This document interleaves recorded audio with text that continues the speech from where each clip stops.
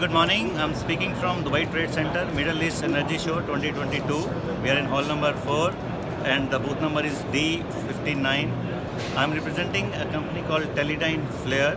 It's an American US multinational having annual turnover of $5 billion US. We are basically into thermal imaging cameras.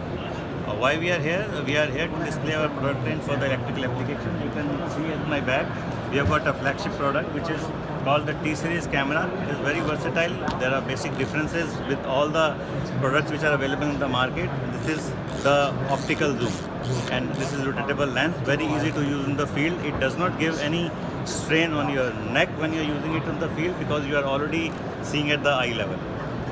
If you use a gun type of a thermal camera, then it's very difficult to use that.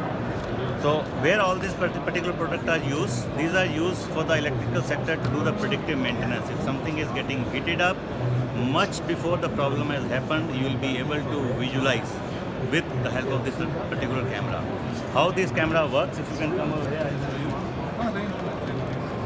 This is a thermal image wherein all the colors in this image are distributed as per this bar graph.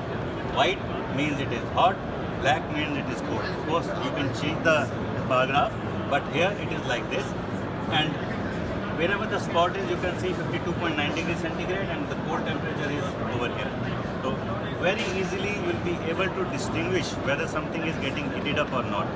So in the electrical utilities, if you go into the substation, there are multiple points which are getting heated up, and with just 1 second, one image, you will be able to visualize everything. Wherever you move the cursor, you will be having the exact temperature. Imagination is the only limit to use this technology. If you want to know more, we are here for 3 days, 7 to 9 March, hall number 4, booth number D59. My name is P Singh. Thank you.